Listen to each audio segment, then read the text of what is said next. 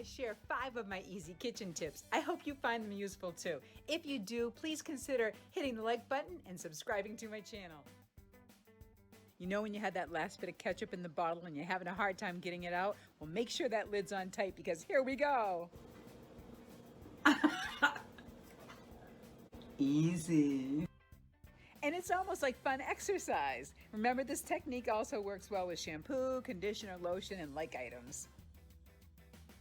For those dreaded times, for whatever reason, you've lost the moisture in your cookies. Moist white bread is my secret to restoring moisture to my cookies. White bread, any type. I only have a few cookies here for example, just a few of them. We'll put them all in a nice airtight container. Even the pieces. Put them in with that 1 slice of bread. Burp it. And we'll check them tomorrow. Hi! Okay, test time. The cookies. You know the ones from yesterday that I purposely let go stale so that I could share this with you. But you know what happens. You maybe overcook them by accident, or you don't eat them as quickly as you'd like, or someone didn't close the container as well as they should have. They didn't close it nice and tight. Lid off.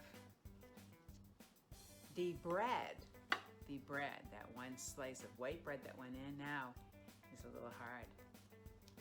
Can you hear that? So we know where the moisture went, I think. And here's the test. It's one of the cookies. Oh, look at that. It just fell apart. Oh my gosh, it's so soft. It's fabulous. Just like they're freshly baked. What a tip, right? And it works with not only cookies, I've done it with brownies and other baked goods that I was disappointed that I hadn't got a chance to finish yet. And who wants to ever waste a goodie? I think we've all had a run-in with one of those jars that just didn't want to cooperate. I've had a run-in with more than one, and that's why I'm sharing this tip. As you can see, I've hung on to this. I've hung on to this for a long time. It looks awful. I didn't really want to even show you, but it's my favorite. Tuck it in, and you give it a little, you hear the pop? Easy peasy. Though I shared my favorite kitchen tool for this job, I have heard through the years there are others that are quite useful. Let's take a look at them. But any of them. Click, go underneath, pop. Spoon, go underneath, pop.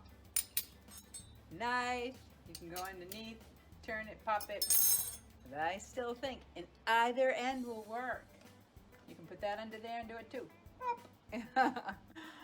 Until the next tip. I have really been surprised sometimes at just how quickly butter can burn. Now, I am a butter lover and I don't like to waste one bit of it.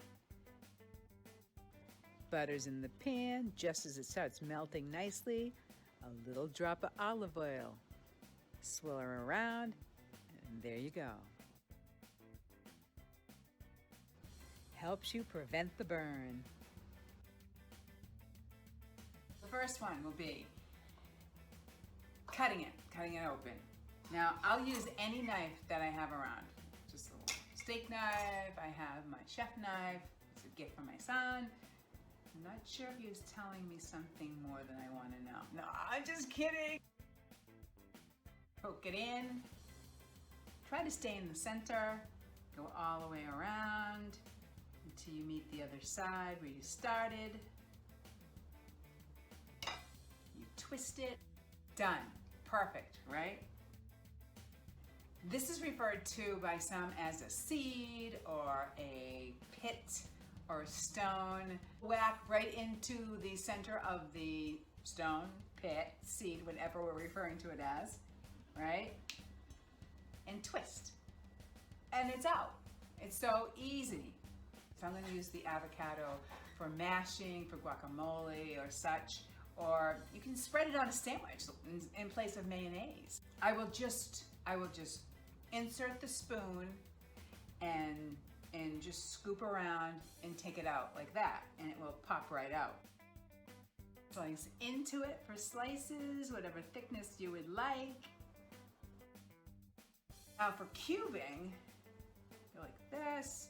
Same technique, but whatever size cube you're thinking of, with the width of like slicing into it. And then you go the opposite direction and cut into it to make your cubes. Back to your spoon, scoop it out. And there they are, all ready to drop on your favorite dish. All cubed up and ready to go. My favorite thing is I was in New York with some friends. They had put out a morning spread on the table, and they had bagels and all kinds of fruit and meats and so forth. But I was watching them, and they were having on their bagel cream cheese, and they were putting spicy guacamole on the top. Oh my God, it was so delicious.